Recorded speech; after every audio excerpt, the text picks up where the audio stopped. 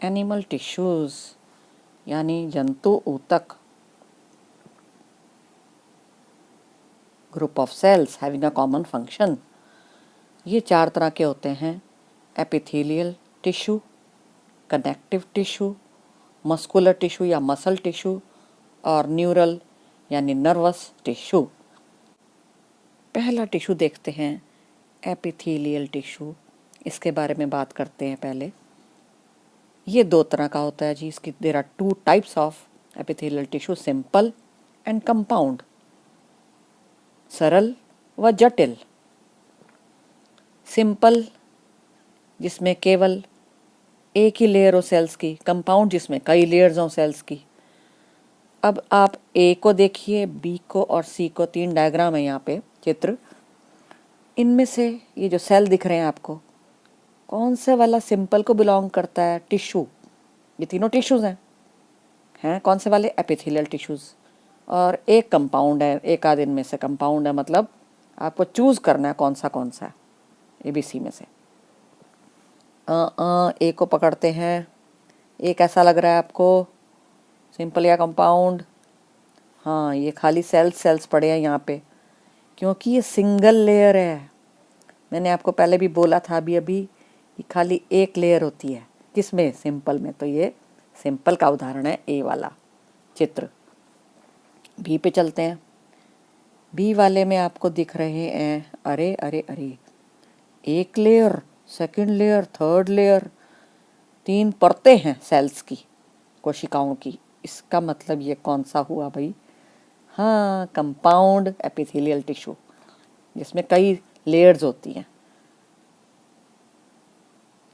2 या 2 से अधिक लेयर्स ऑफ सेल्स मिल सकती हैं, multiple layers of cells. Simple में केवल सिंगल लेयर ऑफ सेल्स होती है, एक ही लाइन होती है, परत होती है। तो सी वाला कौन सा बना? हाँ, ये भी सिंपल है, सिंपल का उदाहरण है। क्लियरली दिख रहा है ये सारी कोशिकाएं, और ये सिंगल ही पड़ी हैं। एक और चित्र ए और एक और चित्र बी, इन दोनों को ध्यान से देखिए। फिर से बताना कौन सी एपिथेलियम है। ए वाली कौन सी है? हाँ, कंपाउंड एपिथेलियम। ये वाली कौन सी है भाई? B, simple epithelium.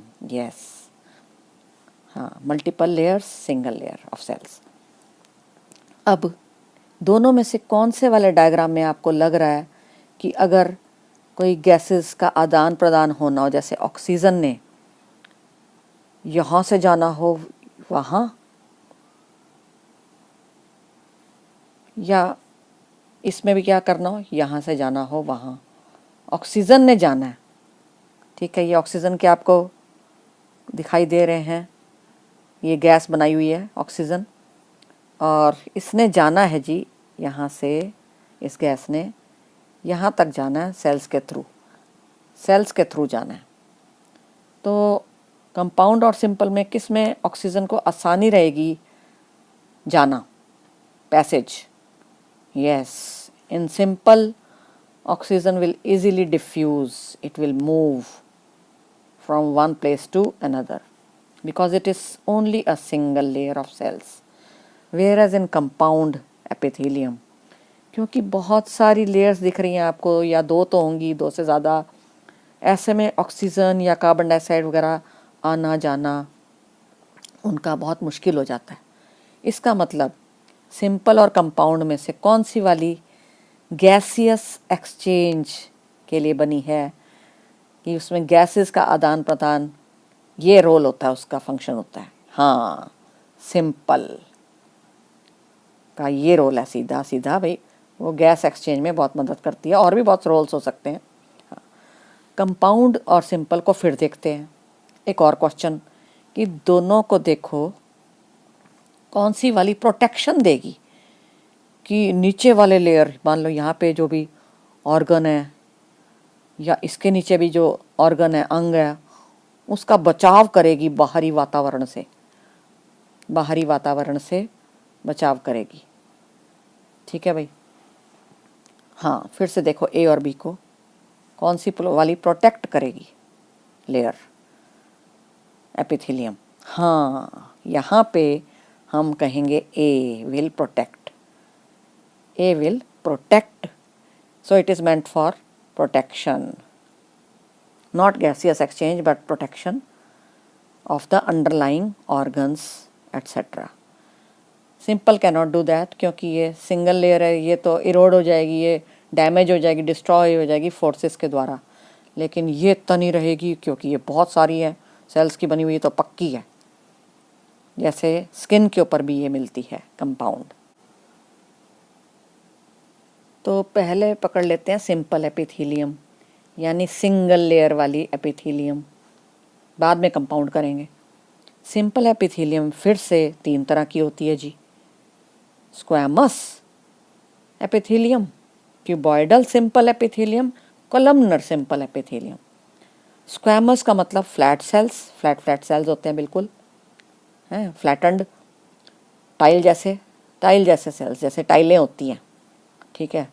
और क्यूबॉइडल जैसे कि नाम बता रहा है, क्यूब लाइक सेल्स, इसके सेल्स गीटे जैसे होंगे, जैसे गीटा नहीं होता, ठीक है, खेलने वाला गीटा, या फिर आइस क्यूब्स होते हैं, आपको पता है आइस के क्यूब्स होते हैं, उस जैसी शक्ल वाले सेल होंगे इसमें। और कोलमनर में होंगे लॉन्ग एंड टॉल, ठीक है। तो अब ये रहा ए डायग्राम, ये रहा बी डायग्राम, ये रहा सी। इन तीनों की शक्ल देखो और बताओ कौन सी। ए वाले को देखो, गीटे जैसे सेल क्यूबॉइडल, बी टाइलों जैसे cells just like tiles the squamous. आपके चीक्स में मिलते हैं। और कोलमनर लॉन्ग सेल्स, खंबे जैसी खड़ी है कोशिका ये तो लंबी है। हाँ, तो सी वाले कोलमनर। सिंपल एपिथेलियम की पहली कैटेगरी स्क्वैमस एपिथेलियम, यानी tile like flat cells, flattened cells, single layer of cells, ये बनाए हुए हैं। एग्जाम्पल आर्टरी, वेन, कैपिलर, यानी ब्लड वेसल्स में मिलती हैं। ये आपकी ब्लड वेसल्स में होती हैं, ये उनकी दीवारों में, ये छोटे छोटे पतले पतले टाइलों जैसे सेल होते हैं दीवारों में इनकी, ठीक है। क्यों भाई? कि सामान का आदान प्रदान, गैसियस एक्सचेंज वगैरह हो सके आसानी से, इसलिए ये वाली होती है सिंपल वाली एपिथेलियम। इसी तरह से एक और एग्जांपल, एल्वियोलाई ऑफ लंग्स, ये लंग्स हैं, फेफड़े, फुफ्फुस, और इसमें ये ब्रोंकस जा रहा है, ब्रोंकियोल्स, और फाइनली आपको ये दिख रहे हैं गोल गोल गोभी जैसे, फूल जैसे, ये बनाया हुआ है मैंने चित्र, किसका? एल्वियोलाई का। एल्वियोलस है ये सिंगल, एल्वियोलाई प्लूरल, और एल्वियोलाई क्योंकि बिल्कुल उनमें गैसियस एक्सचेंज बहुत आवश्यक है, ऑक्सीजन और कार्बन डाइऑक्साइड का आदान प्रदान दोनों का बहुत आवश्यक है, अतः इनमें भी सिंगल लेयर ऑफ सेल्स मिलती है, यानी कि स्क्वैमस, बिल्कुल फ्लैट वाले cells, squamous epithelium. Second category of simple epithelium is the cuboidal epithelium. As the name indicates, they look like cubes. Single layer होती है, एक ही सेल की परत होती है, सेल्स की बनी हुई परत, और क्यूब लाइक होते हैं, गीटे जैसे सेल्स होते हैं। और ये मिलती है, एग्जाम्पल्स हैं इसके, वॉल ऑफ ग्लैंड्स, जो भी हमारी ग्रंथियां होती हैं, जहाँ से कुछ ना कुछ स्त्रावित होता रहता है, कोई रस स्त्रावित होता है, म्यूकस स्त्रावित होती है, ऑयल, उन ग्लैंड्स की जो लाइनिंग होती है, वॉल्स होती हैं, वो क्यूबॉइडल एपिथेलियम की बनी हुई होती हैं। क्योंकि उनमें से सामान आना जाना हो गया, तो सिंपल एपिथेलियम चाहिए यहाँ पे। ऐसे ही नेफ्रॉन ऑफ किडनी, ये आप पढ़ के आए हुए हैं, 9वीं से पढ़ के आए हुए हैं कि हमारी किडनी यानी वृक्क, ये बने हुए हैं 2 वृक्क। ये किससे बने होते हैं? वृक्क बहुत सारे इन चीज़ों के बने होते हैं, यानी नेफ्रॉन, वृक्काणु। और ये इनकी लाइनिंग, इनकी वॉल किसकी बनी होगी जी? क्यूबॉइडल एपिथेलियम की बनी होती है। Third category of simple epithelium, columnar epithelium. खंबे जैसे सेल, लंबे लंबे सेल होते हैं इसमें, जिनका न्यूक्लियस नीचे को पड़ा होता है। It is at the bottom, found at the bottom of the cell. ये सारे क्या बनाए हुए हैं, सेल्स बनाए हुए हैं। और सिंगल लेयर है क्योंकि ये सिंपल एपिथेलियम है, सिंगल लेयर ऑफ सेल्स मिलेगी। और टॉल सेल्स, जैसे ये खंबा बनाया है, इस टाइप की होती है। तो कहाँ मिलती है भाई? स्टमक वॉल एग्जाम्पल है इसका। हमारे स्टमक यानी आमाशय की लाइनिंग, वॉल बनती है कोलमनर एपिथेलियम की। इसी प्रकार इंटेस्टाइन वाली भी कोलमनर एपिथेलियम की बनी हुई होती है। Now some modifications of the simple epithelium. This, as you can see, what kind of epithelium is this? Cuboidal, right? And what kind of is this one? Columnar, खंबे जैसे cells, right? इन दोनों में क्या थोड़ा सा अलग सा नज़र आ रहा है पहले वाले डायग्राम से? हाँ, thread like structures are there on the cells, धागे धागे हैं, called cilia. These thread-like structures are called cilia. So there may be cilia, ciliated epithelium may be there as a modification, ठीक है, and the functions are also slightly different for them. They help in moving the particles, many of the particles or mucus, foreign particles, mucus in a particular direction. This is done by these ciliated epithelium tissue cells, ठीक है भाई। और जैसे कि example है bronchioles, ये देखो, ये ब्रोंकाई है और इसके आगे ये जो फर्दर कैटेगरीज बन गई, ये ब्रोंकियोल बन गई, ठीक है, ब्रांचेस। और इन सब में क्या मिलते हैं? सिलिएटेड एपिथेलियम मिलती है। क्यों? क्योंकि ये नलियाँ नलियाँ होते हैं, तो इनके अंदर जो सेल होते हैं उनमें ये क्या होते हैं? सिलिया। ये लाइनिंग है इनकी, इसकी बनी हुई, किसकी? कोलमनर या क्यूबॉइडल की, लेकिन इनमें सिलिया होते हैं। तो ये धक्का मार ये हिलते रहते हैं सिलिया। किसको हिलाते हैं? म्यूकस को। तो म्यूकस को एक डायरेक्शन में यानी बाहर फेंकते हैं, फॉरेन पार्टिकल्स को बाहर फेंकते हैं अगर वो हमारे अंदर आ जाएं। आपको पता है कि आपको खांसी होने लगती है, याद है, फॉरेन पार्टिकल्स आते हैं तो। इसी तरह फैलोपियन ट्यूब, ये भी क्या आपको ये डायग्राम पता है? ये है female reproductive system of human beings और ओवरी है ये, ठीक है। अंडाशय, अंडाशय में से अंडा बना यानी अंडाणु, वो चला फैलोपियन ट्यूब के थ्रू। ये जो पाइप लाइक स्ट्रक्चर है, tube like structure, fallopian tube या ओविडक्ट इसका नाम है। क्योंकि इसमें से इसको जाना होता है आगे, एग को चलना होता है, तो ये चलाता कौन है? इसकी दीवार में ये धागे धागे से पड़े होते हैं सिलिया, वो इसको धक्का मार आगे आगे भेजते हैं। कहाँ? इस तरफ, यूट्रस की तरफ आगे को भेजा जाता है। एक और मॉडिफिकेशन सिंपल एपिथेलियम की, यानी कि ग्लैंडुलर एपिथेलियम। जैसा कि नाम बता रहा है, क्यूबॉइडल और कोलमनर एपिथेलियम, ये दोनों जो सिंपल हैं, ये ग्लैंडुलर हो जाती हैं। इनमें ग्लैंड का फंक्शन बन जाता है, इनका सिक्रीशन का फंक्शन हो जाता है, ये कुछ स्त्रावित करती हैं, ठीक है। और ग्लैंड्स दो तरह के पैदा हो सकते हैं, बन सकते हैं इनके द्वारा। ग्रंथियाँ जिसको बोलते हैं, ग्रंथि हमारे शरीर में कई कई जगह पे होती हैं। ये दो तरह के होते हैं, यूनिसेलुलर और मल्टीसेलुलर ग्लैंड्स। दोनों चित्रों को ध्यान से देखिए, नंबर 1 एंड नंबर 2। आपको पता लगाना है कि 1 और 2 में से कौन से वाला यूनिसेलुलर ग्लैंड है और कौन सा मल्टी सेलुलर ग्लैंड का एग्जाम्पल बना हुआ है, चित्र बना हुआ है। 1 को देखो, इसमें सेल्स ही ऐसे नीचे जा रहे हैं और मुड़ रहे हैं और उन्हीं में से कुछ स्रावित हो रहा है, कोई जूस, कोई सिक्रीशन, कोई केमिकल पैदा होके निकले जा रहा है। ये पूरा ये यू शेप जो बना है, ये क्या है?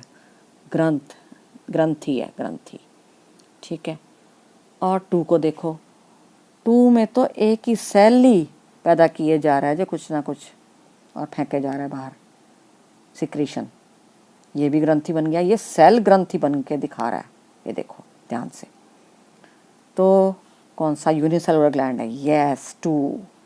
Number 2 is unicellular gland example and number 1 is showing multicellular granthi yani gland, because here many cells are making one gland। यानी ग्रंथि ये होती क्या है, इसकी डेफिनेशन क्या है? It can be an organ, यानी अंग हो सकता है, या फिर कोई सेल हो सकता है, जैसे हमने अभी सेल का चित्र भी देखा था पीछे जो ग्रंथि बना रहा था। दैट सिक्रीट्स, जो स्रावित करता है कुछ, वो क्या हो सकता है भाई? कुछ कोई केमिकल हो सकता है, जैसे म्यूकस हो सकता है, या ऑयल हो सकता है, या सलाइवा, ठीक है, थूक, और मिल्क, या ईयर की वैक्स हो सकती है, या हार्मोन्स हो सकते हैं। ये सारी सिक्रीशंस पैदा करते हैं ग्रंथियाँ हमारे शरीर में। ये 2 तरह की होती हैं ग्रंथियाँ, exocrine glands and endocrine glands. Exocrine glands और एंडोक्राइन ग्लैंड्स।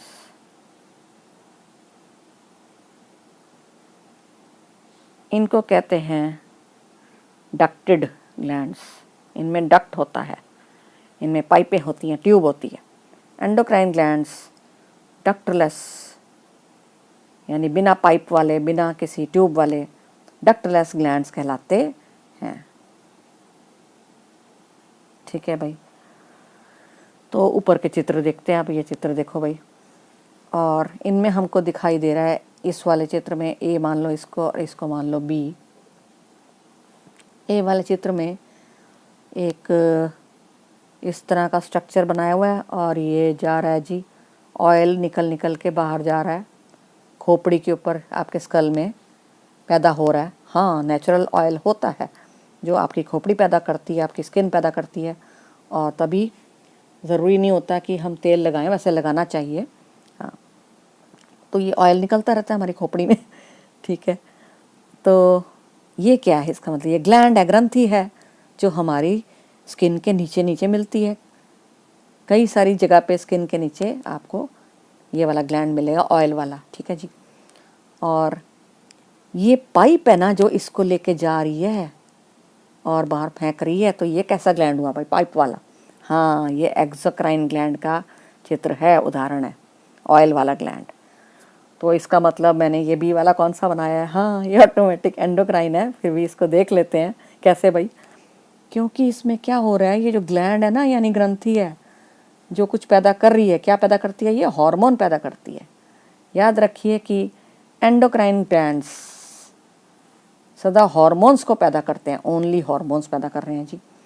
तो ये ग्लैंड ने बनाया हार्मोन, और ये नीला नीला देख रहे हैं आप, हार्मोन सीधा ही रक्त के अंदर, खून की नलियों में, आपकी रक्त वाहिकाओं में, यानी एग्जाम्पल जैसे कैपिलरी में, यानी ब्लड वेसल में, सीधा ही डाल दिया गया है, बिना किसी पाइप के नहीं, कोई पाइप नहीं है। तो डक्टलेस ग्लैंड्स हैं। Differences between endocrine glands and exocrine glands. Endocrine glands produce hormones. Exocrine glands produce saliva, oil, milk, wax, etc. Endocrine glands ductless, कोई इनमें पाइप वगैरह नहीं होती, ट्यूब नहीं होती, ये डक्टेड होते हैं। इनमें ट्यूब पाइप के द्वारा स्रावित किया जाता है। Third point, in endocrine glands the chemical is secreted far off from the site of origin, from the place of origin, that is gland production वाले एरिया से वो केमिकल, वो सिक्रीशन बहुत दूर जाना पड़ता है, और तब टारगेट ऑर्गन आता है, वहाँ पे वो उसको दे देता है केमिकल। कौन? रक्त लेके जाता है और टारगेट ऑर्गन को दे देता है। ये रहा ग्रंथि, ये रहा टारगेट ऑर्गन, ये रहा बीच में ब्लड जो लेके जा रहा है। लेकिन यहाँ थर्ड वाले में क्या पॉइंट बनता है कि केमिकल जो सिक्रीशन होता है इसका, जैसे म्यूकस वगैरह, वो ग्लैंड साइट पे ही, वही उसी जगह पे ही स्रावित कर दिया जाता है, वो कहीं दूर वूर नहीं जाता। चौथा point, here the secretion is poured directly in the blood. Here the secretion is not poured in the blood stream. ये रक्त में नहीं जाता, इसका सिक्रेशन रक्त में जाता है। एग्जाम्पल है एंडोक्राइन ग्लैंड्स के थायराइड ग्लैंड और एड्रीनल ग्लैंड आदि। एक्सोक्राइन ग्लैंड्स के उदाहरण हैं स्टमक, लिवर, स्किन आदि। एक्सोक्राइन ग्लैंड्स के उदाहरण हैं सैलिवरी ग्लैंड्स, मेमरी ग्लैंड्स यानी milk glands, oil glands in the skin, wax glands in the year etcetera. Muscular tissue. There are 3 types of muscular tissues: striated muscles, smooth muscles, cardiac muscles. Striated muscles, also called skeletal muscles. Why? Because they are attached with the limb bones. जो हाथों पैरों की limbs की bones होती हैं, हड्डियाँ, उनके साथ जो जुड़ी मिलती हैं मसल्स, पेशियाँ, वो कहलाती हैं स्ट्राइटेड मसल्स। स्ट्राइटेड क्यों कहते हैं भाई इनको? क्योंकि इनमें धारियाँ होती हैं, स्ट्राइएशंस होती हैं, मतलब बैंड्स होते हैं, light and dark, light and dark, light and dark. हाँ, ये हमें दिख रहे हैं, देखो ये जो काली काली पतली पतली हैं ये हैं डार्क बैंड्स, और ये जो वाइट वाइट एरिया ये है light bands. Muscular tissue consists of muscle cells or muscle fibers. Because they are long, so they are called fibers. They are contractile cells which can contract and expand, contract and expand. And this is how they bring about movement and locomotion in organisms. Cytoplasm here in the muscular tissue, in the muscle cells, is not called cytoplasm, it is called sarcoplasm, remember. And can you see in one cell I have shown 2 nuclei? So that means 2 or more than 2 nuclei can be roaming about in the striated muscles. Hence, it shows a multinucleate situation. Smooth muscles. This is their shape. The spindle-shaped fiber is the smooth muscle fiber, consisting of a single nucleus and this liquid called sarcoplasm. And the plasma membrane is not called plasma lemma or plasma membrane, it is called sarcolemma in all the muscular tissues, sarcolemma. And then, is it striated? Does it have bands? No, it does not have any bands. So it is non-striated. It is also called non-striated muscle fiber, muscle tissue. And where is it formed? It forms the walls of internal organs like blood vessels. Blood vessels के अंदर मिलेगा, ये arteries, veins, capillaries में मिलेगा जी, उनकी दीवारों में, और स्टमक में मिलेगा, इंटेस्टाइन में मिलेगा ये वाला टिश्यू। और इसका मतलब क्या, ये मनुष्य के बस में होगा इसको कंट्रोल करना कि मैंने मसल को जब चाहा ट्विच कर दिया, उसको कंट्रैक्ट या एक्सपैंड कर दिया? वॉलंटरी और इनवॉलंटरी ये किस में आएंगी? ये आएंगी इनवॉलंटरी एक्शन वाली मसल्स। इनमें मनुष्य के बस में नहीं है इनको हैंडल करना, इनको कंट्रोल करना। लेकिन स्ट्राइटेड मसल्स को कंट्रोल किया जा सकता है, वश में है। आप खुद, जब मैं कहूँ आपको कि चलो तो आप चल सकते हो, हाँ। कोई आपको कहे कि रुक जाओ तो आप रुक सकते हो, हाँ। आपके बस में है रुकना, चलना, नीचे बेंड होना। तो ये सब किसके काम है? स्ट्राइटेड मसल्स कर रही हैं वो वाला आपके काम, तो वो आपके बस में है, voluntary action. Third type of muscles are the cardiac muscles.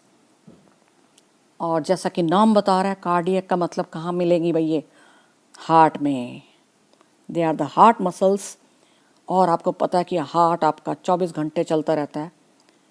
इसका मतलब कि ये 24 घंटे चलती हैं जी, non stop, 24 hours they keep on moving for you, contracting and expanding, और बिल्कुल थकती नहीं है। No fatigue, no tiredness they show. How strange, कमाल का एक्शन है इनका भाई। और हर सेल में इनके एक एक न्यूक्लियस है, सिंगल न्यूक्लियस सिचुएशन है। और ये सेल्स बनाए हुए ना, ये सेल्स हैं, ठीक है भाई। और क्या ये ब्रांच्ड है? हाँ, ये ब्रांच्ड है। ये दोनों बाकी वाली ब्रांच नहीं है, ये ब्रांच्ड है, तो ये डिफरेंसेस हो गए इनके। और क्या ये स्ट्राइटेड है? हाँ, इसमें भी धारियाँ मिल जाएंगी। द नर्वस टिश्यू और also called neural tissue. Here the cells are called neurons. They can be called cells or fibers because they are very long cells in our body, in the body of animals. So they are called fibers also. And this is one cell that I have drawn. This whole is one cell or neuron. And look at the dendrites which take the signal or impulses from the other cells, other neurons, and they pass it to the axon, this long filament. From here, the electrical wave, the message in the form of electrical wave passes to the nerve ending, and there will be another neuron here lying somewhere. So this is how there is a chain of neurons which form the nerve. कि हमारे में brain है, हमारे में spinal cord है और nerves हैं। ये सारा जो नर्वस सिस्टम है, it is all made of neurons. And then there are many special kind of neurons called neuroglia. These neuroglia form more than half of the volume of the neural tissue, nervous tissue, to protect and support the neurons. ये उनके आसपास मिलते हैं neuroglia sales neurons के और उनको protect करते हैं।